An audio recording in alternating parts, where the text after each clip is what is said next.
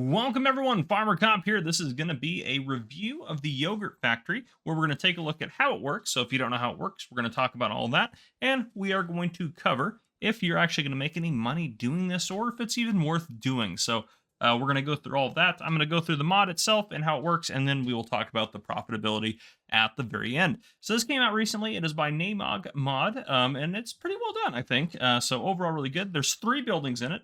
There's the aged cheese factory, the yogurt factory, and then the market, which is basically just a sell point for these. So if we go into the build mode under production, at the very end here, we have the yogurt factory, which is $72,000 to buy. And then we have the aged cheese factory, which is $23,000 to buy.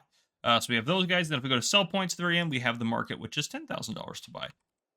So if we take a look at them, we'll go down through them individually here. So we have the aged cheese factory, which again is going to work like a production chain. If we go into the menu, we're making aged cheese in here, which if you don't know how this production screen works, I'm going to talk about that as well. So we have this is the yogurt factory, which we'll talk about in a second. But for the aged cheese factory, we have one production, aged cheese. So we know that down here we can activate it by clicking that, and it'll say materials missing because, well, we don't have any materials in there right now because this is all empty over here, but we'll talk about that later. So we're just going to leave it deactivated for now. The status is inactive, active, or deactivate, or excuse me, materials missing. So those are the different statuses here. Then we have cycles per month and production costs per month. So this down here, this recipe is 1 cycle. So by saying 9,600 cycles per month, it's going to do this recipe 9,600 times every month. Now, if you're playing with 1-day months, that'll be every day. If you're playing with, 9-day months, that'll happen every 9 days that these cycles will be completed. Now, the production cost per month is pretty simple. However long a month is, it's going to charge you $60 for that month for this thing to operate if it's working. So just be aware about that. So this recipe, 10 liters of milk is going to give you 9 liters of aged cheese. This is going to show you what you have as incoming materials, and this is your outgoing materials down here. Now, this is currently set to storing, which means it's going to spawn pallets in. Down here, I can change the output mode to selling, which means it's going to automatically sell this and take a small cut for the hassle of doing that, or distributing. It's going to distribute whatever this product is to another production. Now, I don't know of any other productions that are going to take aged cheese, so if there's nowhere for it to go, it'll just stay in here and it won't spawn any pallets. So I recommend leaving it on storing. Now, if we take a look at the factory itself, this is the endpoint right here. Then in here, we can we can access the factory by hitting R if you're on PC. We can go inside to see some nice decorations in here, so really well done. I like all of that going on. But yeah, pretty straightforward, and then the pallets should spawn right out here on the outside, and there's not really anything on the back. So if I get in this truck here, which has a lot of milk in it, I'm going to put a few thousand liters into here just so we have some milk in this production facility. So right there, overload, I'm just going to put a little bit of milk in there. Don't need to put too much. That'll be plenty for now. And then I'm just going to park this hopefully a little bit out of our way to start. Yeah, right there should do it. Now if we go back over here, we go into the menu, we can see we have milk, and so what we can do is we can activate that so that's actually running. Now, if we work our way over to the yogurt factory now, again, all of that stuff I mentioned about productions is going to be the same. You can see the recipes in here we have now. Now they're only 960 cycles per month for at least these guys here. And then this guy is 2,400 for cheese. So we can also make regular butter and regular cheese, which is a base game production. But we have these 4 new yogurts. So we have regular yogurt, 10 milk equals 9 yogurt. Then we have 10 milk plus 10 strawberries equals 15 liters of strawberry yogurt. 10 liters of milk, 10 liters of grapes equals 15 liters of grape yogurt, not strawberry. And then 10 liters of milk and 10 liters of chocolate equals 15 liters of chocolate yogurt. And over here, you can see we have more inputs now because we have these various ones. You only have to put in the ones for what you want to make. And then down here, you can see we have lots more outgoing products, which I'm going to leave it all on storing. So the way this factory works, we have the pallet spawn point here. So this is where your products are going to spawn. You can go inside this one if you'd like as well. I'm hoping the yogurt pallets look like this. I haven't spawned any yet. So if they do, that would be very cool. I think this opens as well. Yep, you can go out that back way. And actually, this out here is where you're going to put your products in. I have some pallets of stuff for us. Over here, you can access the production. And then can we go in there? Nope, doesn't look like we can go in there. But you can see we got some different stuff happening here. That door is opening there. Okay, that one didn't open. Interesting. So we can go out this way, walk around. And I'm not sure what's in this little chunk of it. Doesn't look like we can access that. So regardless of that, pretty cool. I like all that. If we go out back, let's put in some of our products. So I'm actually going to turn super strength on just to make my life easier. If you're on console, you can't do this, unfortunately. But you'll need to use pallet forks or whatever you can use. You can use liftable pallets if you have that installed to move this in here. But if you put the products into this area here, they will start going into the production facility. You can see those pallets are starting to slowly empty. So if I just put just all these guys over here real quick. I got 6 pallets of strawberries. Strawberries have 500 liters per pallet, so that should be a good 3,000 liters for us. And that should be enough to get us started. And then I also have some pallets of chocolate over here. I have 4,000 liters of chocolate because there's 1,000 liters per pallet here. So I'm going to get these guys over in as well. So we can start putting some chocolate in here. Just like that. Everything's going great so far. And once we get our products in, we'll start producing some things. And then I'll show you guys what the pallets look like. And them spawning. And then we will go ahead and take a look at the profitability. Now I also need to put some grapes in. So I have some grapes in here. So we've gotten strawberries, chocolate are in there now. So now we need to add grapes. And we need to add some more milk. So I'm just going to dump this in there.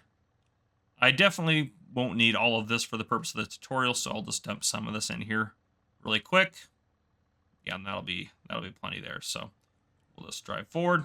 I can move this guy hopefully out of the way and turn that off. And then I'll just get over to this guy and we'll pull forward. Now I probably will put most of this. Actually, I'll just put all this milk in here because milk is going to be obviously a product that's going to go pretty majorly. But if I hop in here now, you can see we have some different ingredients. And we're putting milk in there now. I'm not going to activate the butter, the cheese. You guys have seen that stuff before. That's very base game production. So I'm not going to worry about that. I will talk about the profitability of those, however, in this specific mod, which I think the ratios are the same for the base game production. So I don't believe there's any difference there. But we will still talk about it because it is a product this this factory produces. So there we go. Got all that in there. And what's crazy is this produces 9,600. I'm wondering, too, if they meant to put 960, but accidentally put it through as 9,600. And I'll talk about why I think that might be a mistake in a little bit. We'll pull this guy through here. I can just turn this off. And now what we can do, if we actually just fast forward some time, I'll just set time up to about 1,000 times.